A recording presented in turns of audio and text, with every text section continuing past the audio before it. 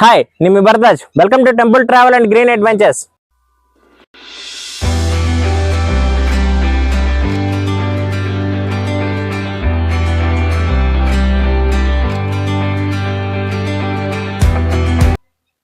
ఈ రోజు మనం ఆంధ్రప్రదేశ్ రాష్ట్రంలోని కృష్ణా జిల్లా దివసం ప్రాంతం రావడం జరిగింది. ఈ దివసీమలో ఒక అందమైన గ్రామం ఉంది. ఆ అందమైన గ్రామంలో ఉన్న ఈ టెంపుల్ పేరే సంగమేశ్వర టెంపుల్ అన్నమాట. సంగమేశ్వర క్షేత్రం. ఈ సంగమేశ్వర క్షేత్రంలో సూర్యుడి కిరణాలు డైరెక్ట్ గా వచ్చి శివలింగం మీద పడతాయి అన్నమాట. ఇది శైవాలయం.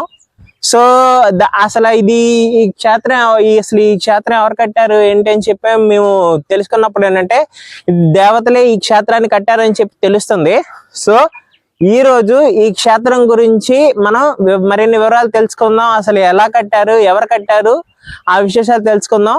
అసలు ఆ సూర్యుడి కిరణాలు వచ్చి శివలింగం మీద పడతాం అనే దాని గురించి కూడా మనం తెలుసుకుందాం. అసలు ఎప్పుడు పడుతుంది ఏంటి అనేది కూడా మనం ఈరోజు తెలుసుకుందాం. నాకు తెలిసి అయితే కనుక సూర్య దేవాలయం ఉంది. సో సూర్య దేవాలయంలో కూడా ఇలాగే పడుతుందని చెప్పి తెలుస్తుంది నాకు. అయితే ఆ సూర్య దేవాలయం తర్వాత ఇక్కడ మాత్రమే ఈ కృష్ణా జిల్లాలోనే అత్యంత ప్రసిద్ధ క్షేత్రం ఈ సంగమేశ్వరంలోనే శివలింగంపై సూర్యుడి కిరణాలు పడతాయని చెప్పి తెలుస్తుంది. అసలు ఆ వివరాలు ఏంటి ఈరోజు తెలుసుకుందాం రండి.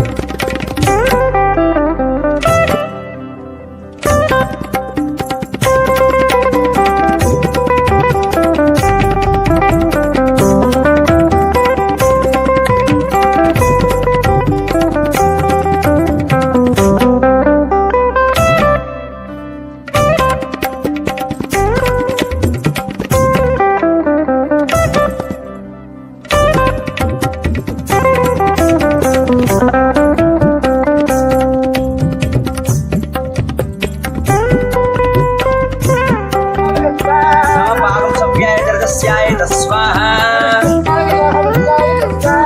नमो लोप्याय स्वाहा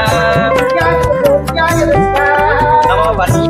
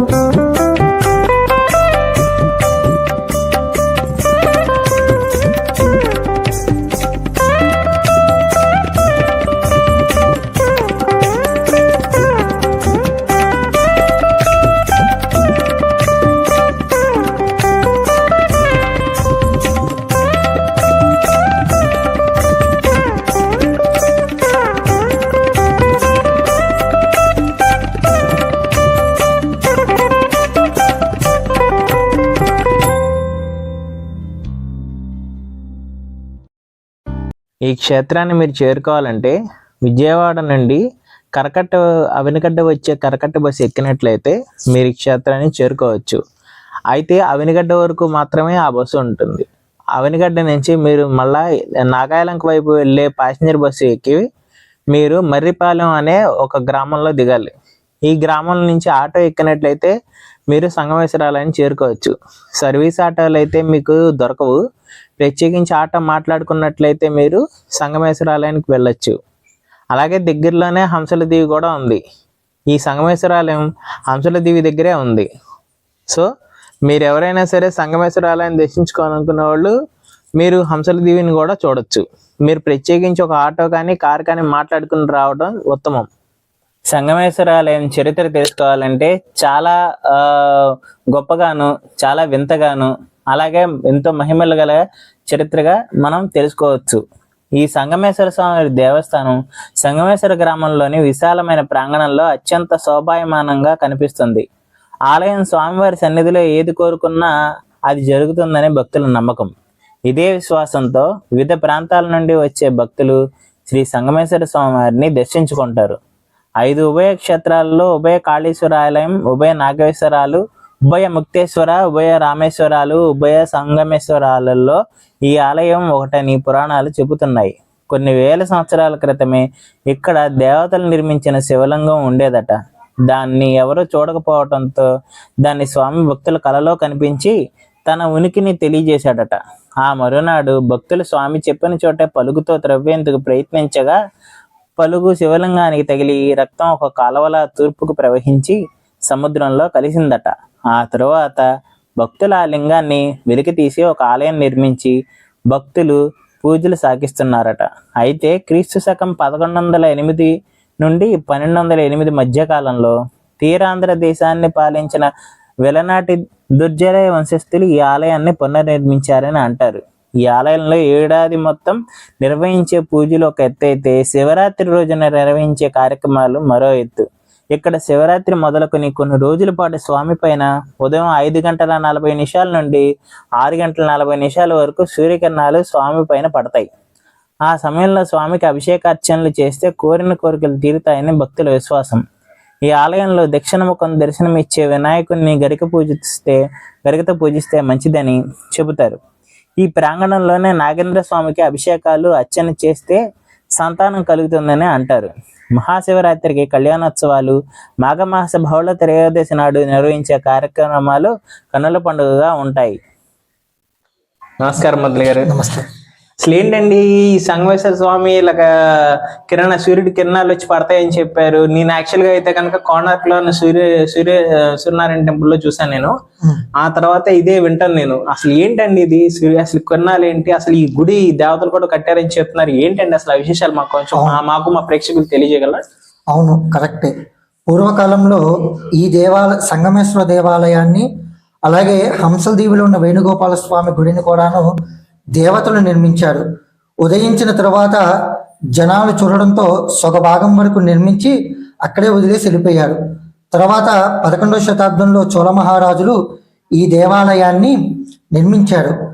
అప్పటి నుంచి కూడాను విశేషంగా పూజలు జరుగుతూ ఉన్నాయి. ప్రతి సంవత్సరం కూడాను స్వామివారి మీద మార్చి 15 నుంచి ఒక 10 రోజుల పాటు సూర్యకిరణాలు పడుతూ ఉంటాయి.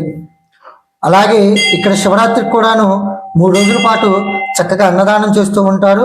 అలాగే ఉత్సవాలు కూడా చాలా గొప్పగా జరుగుతుంటాయి. ఇక్కడ మరొక విశేషం ఏంటంటే స్వామివారు సర్ప రూపంలో కనిపిస్తూ ఉంటారు భక్తులకి అప్పుడప్పుడు. ఇక్కడ స్వామివారు సర్ప రూపంలో తిరుగుతూ ఉంటారు. అలాగే ఒకానొక సమయంలో కొంతమంది గ్రామస్తులు ఈ శివలింగాన్ని తీసుకెళ్లి వాళ్ళ గ్రామంలో పెడదామనుకున్నారు, కానీ ఎంత తవ్వినా కానీ శివలింగం మాత్రం రాలేదు. ఒక సమయంలో పునాది దొరకలేదు. ఒక సమయంలో పలుగు తగలడం వల్ల అక్కడ స్వామివారి నుంచి చిన్న రక్తం రావడంతో ఇక ఆ శివలింగాన్ని అక్కడే వదిలేసి ఇక వాళ్ళు వాళ్ళ గ్రామానికి వెళ్ళిపోయారు.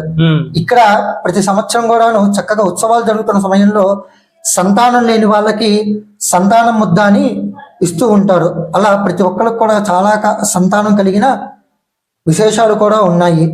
ఇక్కడ ఎవరైతే చక్కగా భక్తి శ్రద్ధలతో స్వామివారిని సేవించుకుంటారో వాళ్ళందరికీ కూడా చక్కగా ధనము ధాన్యము అన్ని కూడా కలుగుతూ ఉంటాయి. ఈ దేవాలయాన్ని గంగా పార్వతీ సమేత సంగమేశ్వర స్వామి దేవాలయము. ఓకే, గంగా పార్వతి సమేత సంగమేశ్వర స్వామి. మామూలుగా అంటే చదివేటప్పుడు సంగమేశ్వర టెంపుల్ అంటే వేరే కర్నూలు నుంచి వస్తుంది టెంపుల్. అవును, కరెక్టే. అట్లా ఇలాగ మన ఆంధ్రప్రదేశ్ లో మొత్తం 4 ఉన్నాయన్న. కర్నూలు దగ్గర ఒకటను, మన గుంటూరు నుంచి తెనాలి నుంచి గుంటూరుకి వెళ్ళే దారిలో సంగం జాగరమూరి దగ్గర సంగమేశ్వరం అని, ఇదొక సంగమేశ్వరం అని, ఇంకోటి సంగమేశ్వరం అని, మొత్తం 4 దేవాలయాలు ఉన్నాయి. అందులో ఇది 3. సంగమం అని సంగమేశ్వరం అని ఎందుకన్నారంటే సంగమం ఇక్కడ ఒకప్పుడు కృష్ణా నది పాయ కూడా ఇక్కడే కలిసేది. ఇక్కడ ఒకప్పుడు అంతా రాజులందరూ కూడా వర్తకం చేసుకునే వాళ్ళు. మీకు ఐడియా అర్థమైందా? ఇక్కడ రాజులు చేసుకునే వాళ్ళు. ఇక్కడ సముద్రం కూడా చాలా దగ్గరికి ఉండేది. ఇక్కడ ఒకప్పుడు శివాలయంతో పాటు పక్కనే లక్ష్మీ నరసింహస్వామి గుడి కూడా ఉంది. కాలక్రమంలో ఈ లక్ష్మీ నరసింహస్వామి గుడి కొట్టుకుపోయి మచిలీపట్నం కాలకాలపేటలో ఈ లక్ష్మీ నరసింహస్వామి దేవాలయాన్ని అక్కడ నిర్మించాడు. అంటే నేను ఇప్పుడు దాకా అది వెళ్ళాను, కానీ ఇక్కడి నుంచి అక్కడికి వెళ్ళిందా? ఈ విగ్రహమే అక్కడికి వెళ్ళింది, వరదలో కొట్టుకుంటూ వెళ్ళి. చాలా ఒకప్పుడు చాలా ఇక్కడంతా కూడా శిల్ప సంపద చాలా ఉండేది. కానీ వరదలు, ఈ సునామీలు వాటి రీత్యా చాలా సంపద కొట్టుకుపోయింది. చాలా అది చాలా పురాతనమైన విశేషమైన దేవాలయము ఈ సంగమేశ్వర స్వామి దేవాలయం. ఏంటండి ఈ గడ్డితో ఇట్లాగా అలంకరించారు? ఏంటి అది మామూలుగా శివుడికి అలంకరిస్తారు. అయితే ఈ శివలింగానికి ఇంకో మరొక విశిష్టత ఉందన్న. ఇది బ్రహ్మసూత్రం కలిగిన శివలింగము. బ్రహ్మసూత్రం అంటే చాగంటి కోటేశ్వరరావు గారు అలాంటి వాళ్ళు కూడా చెప్తూ ఉంటారు. బ్రహ్మసూత్రం కలిగిన శివలింగానికి ఏంటంటే విశేషంగా ఒక్కసారి అభిషేకం గాని నమస్కారం చేసుకుంటే 1కి 10 రెట్ల ఫలితాన్ని కలిగేలాగా ఉంటుంది. అందువల్ల ఈ శివలింగానికి కూడా విశేషంగా బ్రహ్మసూత్ర శివలింగము ఉంటుంది. ఇక్కడ ఉంటుంది మార్జిన్, ఇలా ఉంటుంది, ఇక్కడ ఉంటుంది శివలింగానికి బ్రహ్మసూత్ర శివలింగం కలిగి ఉంటుంది. యాక్చువల్ గా మీకు గంధం పెట్టడం వల్ల తెలియట్లేదు, కనిపించట్లేదు.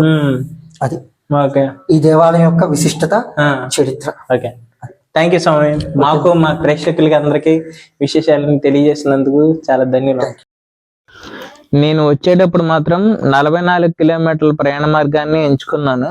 దీన్ని ఎంచుకోవడానికి కారణం ఏంటంటే నేను 57 కిలోమీటర్ల మార్గం చూసాను. అసలు 44 కిలోమీటర్ల మార్గం ఎలా ఉంటుందో కూడా చూడాలనుకుంటున్నాను. ఎందుకంటే మీరు ఎవరన్నా నేను మీకు ఇలా సజెస్ట్ చేయాలని అనుకుంటే కనుక నేను ప్రయాణించి చూడాలనుకున్నాను.